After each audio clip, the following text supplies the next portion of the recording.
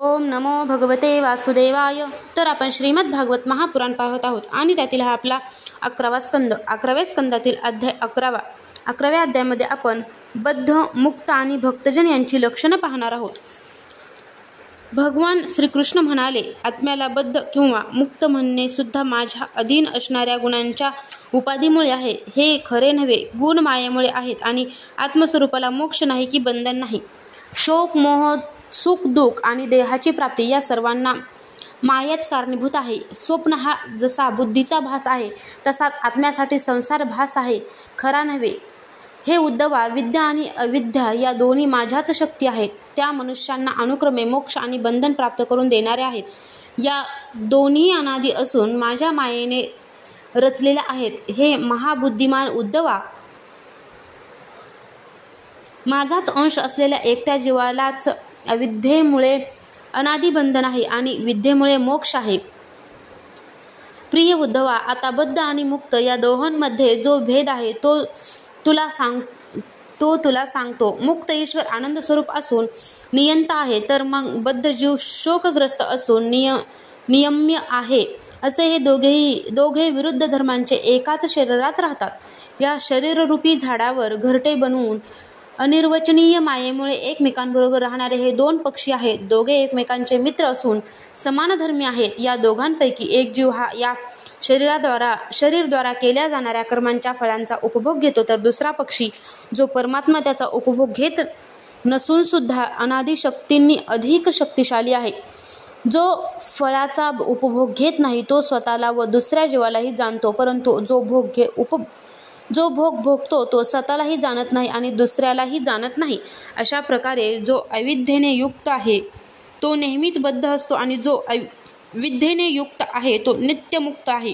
स्वप्नातून जागा झालेला स्वप्नातील घटनांशी संबंध ठेवत नाही. त्याप्रमाणे आत्मज्ञानी देहात राहून सुद्धा देहाच्या गुणधर्माशी संबंध ठेवत नाही. परंतु अज्ञानी मनुष्याला आपला म्हणजेच आत्म्याच्या शरीराशी काही संबंध नाही हे जाणकारांकडून कळले, तरी सुद्धा तो स्वप्नातील जग खोटे आहे हे कळल्यानंतरही त्यातील घटनांनी जसा सुखी दुःखी होतो तसाच देह म्हणजेच आपण असे मानून सुखी दुःखी होत असतो. इंद्रिय ही तिन्ही गुणांचे विकार आहेत आणि विषय सुद्धा तिन्ही गुणांचे विकार आहेत. अर्थात इंद्रियांनी विषय घेणे हा गुणाचाच आपापसातील व्यवहार चालू आहे हे जाणून आत्मज्ञानी माणसाने निर्विकार राहून आपण काहीच करीत नाही असे मानावे. प्रारब्धाच्या अधीन असणाऱ्या शरीरात इंद्रियांकडून घडणारी कर्मे मी करतो असे समजणारा अज्ञानी माणूस संसार बंधनात अडकतो. परंतु जो ज्ञानी विरक्त असतो तो झोपणे, बसणे, हिंडणे, फिरणे, स्नान करणे, पाहणे, स्पर्श करणे, वास घेणे, खाणे पिणे, ऐकणे इत्यादी सर्व क्रिया इंद्रिये परस्पर करीत आहेत असे समजून प्रकृतीत राहून सुद्धा तिच्यापासून एकदम अलिप्त असतो. त्यामुळे त्या कर्मांनी बद्ध होत नाही. जसे आकाश, सूर्य, वायू कोणाचेही गुण दोष ग्रहण करीत नाहीत की कोठे लिप्त होत नाहीत, अशा प्रकारे वैराग्यरूपी तेजाने तीक्ष्ण झालेल्या दृष्टीने ज्याचे सगळे संशय नाहीसे होतात तो ज्ञानी मनुष्य स्वप्नातून जागा झालेला माणसाप्रमाणे अनकत्वाच्या ब्रह्मापासून दूर होतो. सर्वत्र एकच परब्रह्म पाहतो.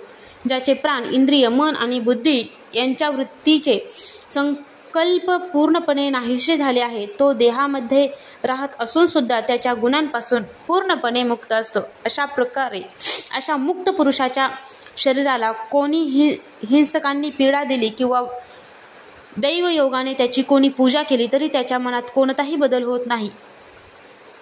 कशातही गुण दोष न पाहणाऱ्या समदर्शी मुनीने बरे किंवा वाईट करणाऱ्या वा बोलणाऱ्या माणसाची स्तुती किंवा निंदा करू नये. मुनीने आत्मचिंतनात मग्न असावे. त्याने कोणाचेही बरे वाईट करू नये किंवा चिंतू नये. तसेच कोणाबद्दलही चांगले किंवा वाईट बोलू नये. अशा रीतीने वेड्यासारखे वागावे. शब्द ज्ञानात पारंगत असलेल्या विद्वानाला जर परब्रह्माचा अनुभव आला नसेल तर त्याचे परिश्रम हे दूध न देणारी गाय पाळणाऱ्यासारखेच निरर्थक होत.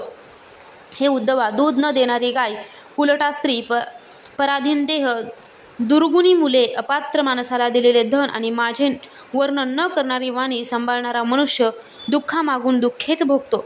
हे उद्धवा, जी वाणी या जगात उत्पत्ती, स्थिती, संहारात्मक माझ्या पवित्र कर्मांचे किंवा अन्य लोकप्रिय लीलावतारांचे वर्णन करीत नाही. ती वाणी वांझ होय. ज्ञानी पुरुषाची वाणी जशी अशी असू नये.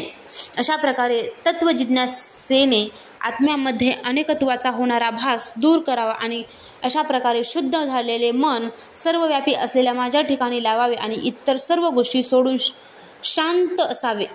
देऊन शांत असावे. जर माझ्या ठिकाणी मन स्थिर करण्यात असमर्थ असशील तर सर्व कर्मे निरपेक्षपणे माझ्यासाठीच कर.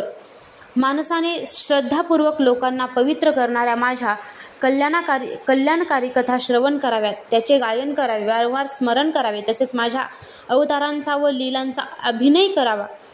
हे उद्धवा, अशा प्रकारे मला शरण येऊन माझ्यासाठीच धर्म अर्थ कामांचे आचरण करीत राहिले असता भक्ताला सनातन अशा माझी निश्चल भक्ती प्राप्त होते. सत्संगाने प्राप्त झालेल्या भक्तीने तो माझी उपासना करतो आणि संतांनी दाखविलेले माझे पद तो सहजपणे प्राप्त करून घेतो.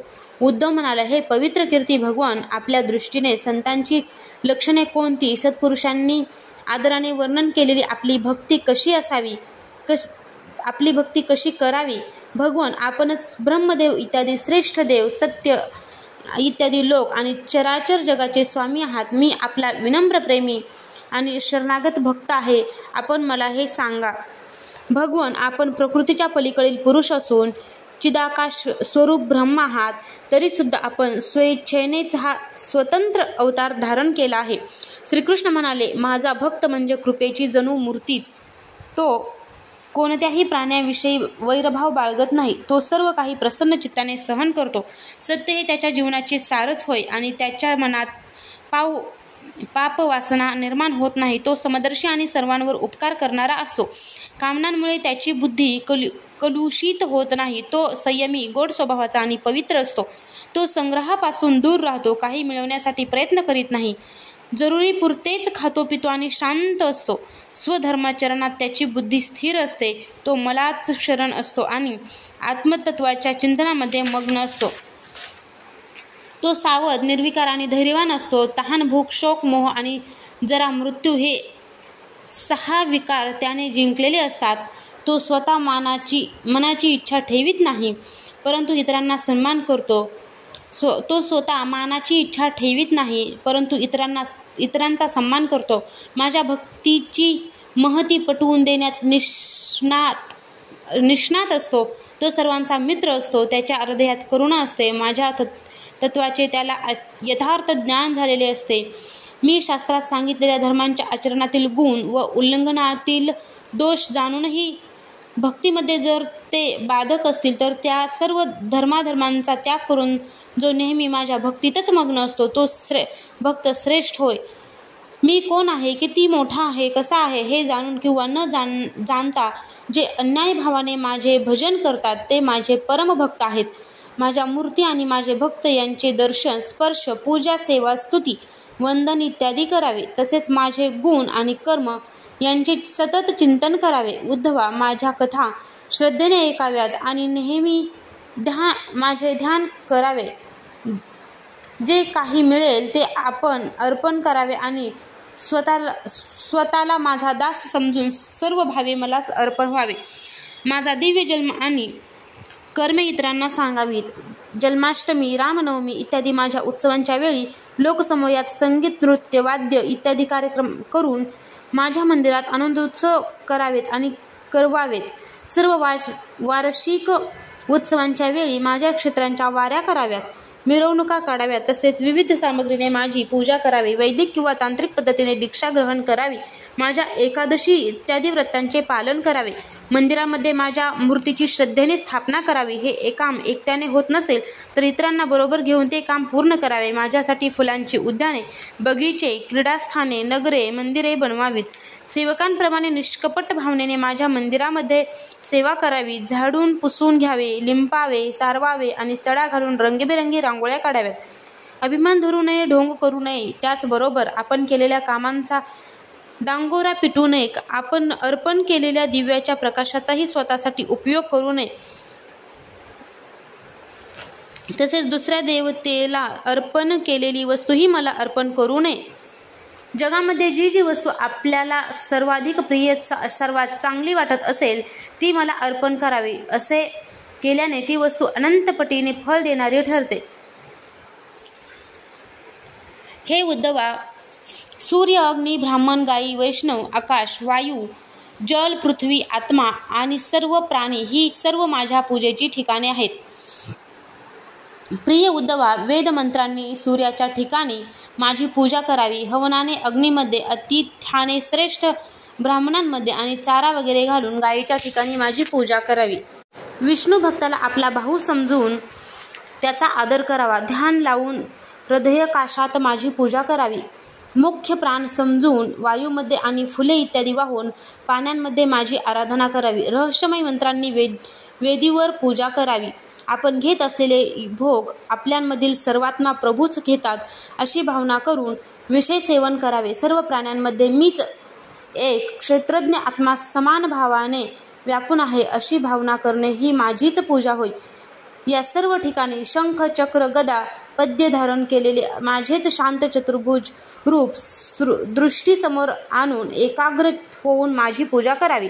अशा प्रकारे जो मनुष्य एकाग्र चित्ताने यज्ञ, याग इत्यादी इष्ट आणि समाजाच्या उपयोगी धर्मशाळा, विहिरी इत्यादी अपूर्त कर्मे ही माझीच पूजा मानून करतो त्याला माझी श्रेष्ठ भक्ती प्राप्त होते. त्याचप्रमाणे संतांची सेवा केल्याने माझ्या स्वरूपाचे ज्ञानसुद्धा होते.